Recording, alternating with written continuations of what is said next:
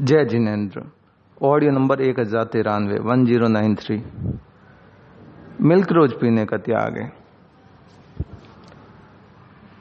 दादा भगवान, जिनके अहमदाबाद के पास आश्रम है और वे एक जाति से पटेल थे, मगर उन्हें सूरत के 2 और 3 नंबर प्लेटफॉर्म के बीच में एक आध्यात्मिक ज्ञान प्रकट हुआ। सिमंदर स्वामी और उनके वे परम भक्त कह सकता हूं। आज भी उनके काफी फॉलोअर्स है देश विदेश में।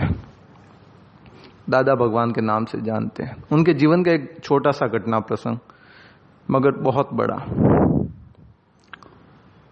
उनके एक ही लड़का था और उस लड़के की 20 वर्ष की अवस्था में अचानक किसी कारण से मृत्यु हो गई। दादा भगवान अपने गांव में लड्डू बांटने लगे, सबको लड्डू दे रहे हैं। लोगों ने समझा कि शायद कोई पुत्र की मृत्यु के कारण इनके मन पर, इनके दिमाग पर असर हो गया है, इसलिए इस तरह से वे व्यवहार कर रहे हैं। लोगों ने पूछा, क्या हुआ, आप इस तरह से क्यों कर रहे हैं? आपके लड़के की मृत्यु हो गई और आप लड्डू बांट रहे हैं? तब उन्होंने बहुत मार्मिक उत्तर दिया कि मेरे जब लड़के का जन्म हुआ था तब भी मैंने लड्डू बांटे थे और आज मृत्यु हुई तब भी लड्डू बांट रहा हूं।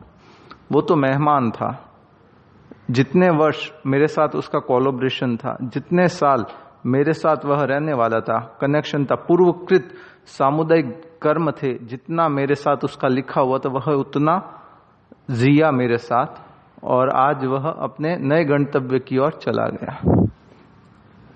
जीवन का क्रम चलता रहता है। जन्म के बाद मृत्यु अवश्य होने वाली, भले कोई तीर्थंकर ही क्यों ना हो। इस संसार में जिसका जन्म हो गया उसकी मृत्यु होने वाली है। दादा भगवान ने आगे कहा, उस शख्स से सुनते सुनते पूरा गांव इकट्ठा हो गया, लोग इकट्ठे हो गए, क्योंकि ऐसी कभी घटना परिस्थिति घटित होती है तो सांत्वना देने वाले खूब होते हैं लोग, ताकि ढांढस बढ़ा सके, उनके दुख को कुछ कम कर सके। दादा भगवान ने कहा कि मेरा लड़का 20 साल की उम्र में मृत्यु को प्राप्त हो गया। मेरे साथ इतने ही इसके सामुदायिक कर्म थे, इतना ही हुआ। एक तरह से कहूं तो इसने मुझे कई नए कर्मों के बंधन से बचा दिया। लोग पूछ रहे हैं कैसे कर्मों के बंधन से, कि ये 20 साल का था, 2 साल बाद इसकी शादी करता, तो शादी करता, संसार के भोग ये भोगता, भोगवाने का दोष मुझे लगता।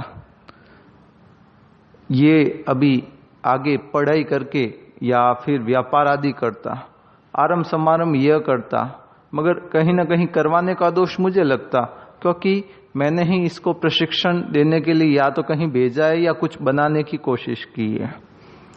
तो इसके आगे जो भी आरंभ समारंभ होता रहता पीढ़ी दर पीढ़ी, उसका कंटिन्यू दोष मुझे लगता रहता, क्योंकि मेरे पीढ़ी है, मेरे वंशज होते आगे, तो वह सारा फुल स्टॉप हो गया।